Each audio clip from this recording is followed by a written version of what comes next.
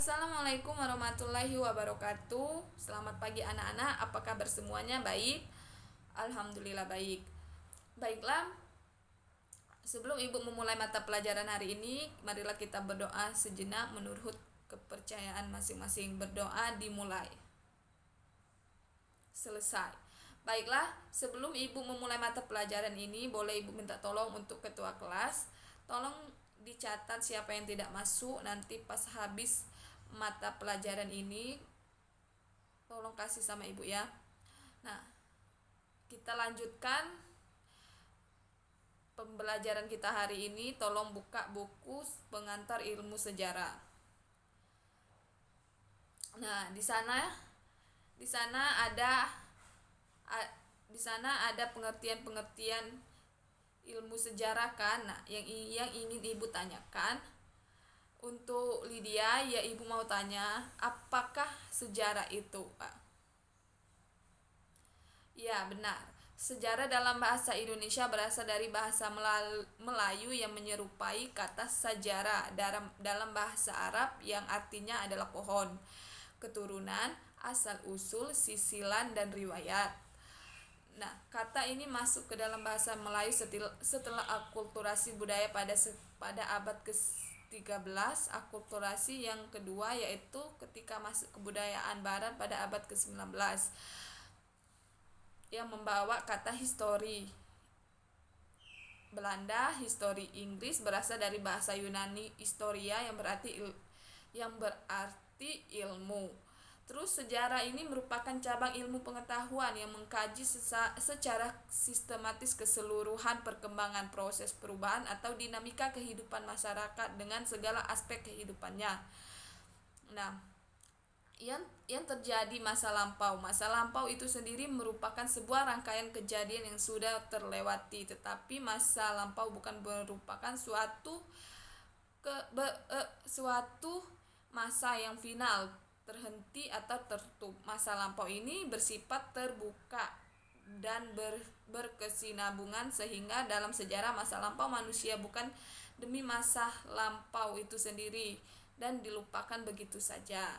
Nah, itulah arti sejarah yang ibu tanyakan tadi, apakah sejarah itu, nah yang telah ibu jelaskan tadi. Nah, selanjutnya pengertian sejarah secara negatif. Ada yang tahu pengertian sejarah secara negatif itu apa? Yang pertama, sejarah itu bukan mitos. Kenapa dikatakan sejarah itu bukan mitos? Nah, dalam bahasa Yunani, mitos berarti dongeng, sama-sama menceritakan masa lalu. Sejarah berbeda dengan mitos. Mitos menceritakan masa lalu dengan satu waktu yang tidak jelas.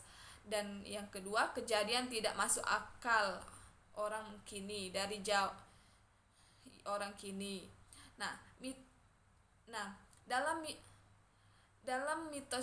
sejarah ini, dalam sejarah secara negatif ini, nah mitos tidak ada pelajarannya tentang kapan peristiwa terjadi, sedangkan dalam sejarah semua peristiwa sejarah persis diceritakan kapan terjadi dan tempat terjadinya juga.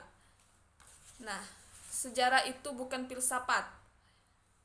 Nah, sejarah sebagai ilmu dapat terjatuh sebagai tidak ilmiah, tidak berhubungan dengan filsafat. Yang pertama, secara dimoralkan, dan yang kedua, sejarah sebagai ilmu yang konkret dapat menjadi filsafat dan abstrak. Pada zaman pertengahan sejarah dipenuhi teologi pada abad ke-19 oleh liberalisme dan nasionalisme, pada abad ke-90 oleh marxisme. Reaksi terhadap moralisasi sejarah sudah terjadi abad ke-19 ketika sejarah berpengaruh oleh aliran filsafat positisme dalam sebuah ilmu. Nah, ada juga sejarah itu bukan alam. Apa itu sejarah itu bukan alam? Ada yang tahu?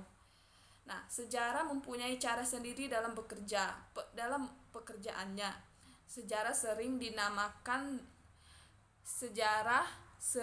dimasukkan dalam ilmu-ilmu manusia atau human student yang dalam perjalanan waktu dipandang dalam ilmu-ilmu sosial, sciences, dan ilmu kemanusiaan.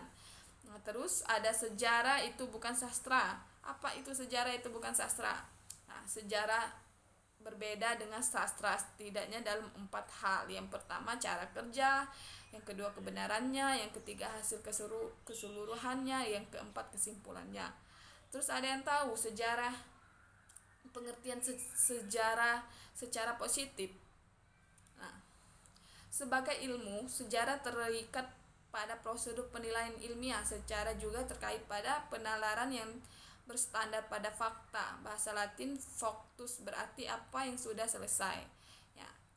Nah, yang di dalam pengertian sejarah secara positif ini ada juga yang mengartikan sejarah ialah ilmu tentang manusia. Nah, peristiwa masa lalu itu sangat luas terjadinya. Alam semesta memang sudah berlalu, tetapi itu menjadi objek penelitian astronomi, bukan sejarah. Demikian pula pengesaran bumi di masa lalu merupakan pekerjaan geografi, bukan sejarah. Terus di sini sejarah ialah ilmu tentang waktu. Nah, perkembangan terjadi bila turut-menurut masyarakat bergerak dari satu ke waktu.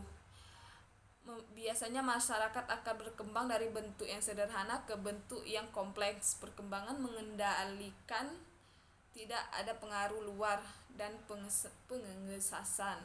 Nah, itulah yang Ibu sampaikan tadi. Nah, Ibu minta tolong untuk minggu depan kalian perkelompok untuk menjelaskan secara positif dan secara negatifnya. Untuk kelompok pertama, jelaskan pengertian sejarah secara positifnya. Yang kelompok 2, tolong jelaskan pengertian sejarah secara positifnya. Nanti akan kita presentasikan minggu depan. Nah, baiklah, waktu Ibu sudah habis juga. Ibu tutup mata pelajaran hari ini. Wassalamualaikum warahmatullahi wabarakatuh.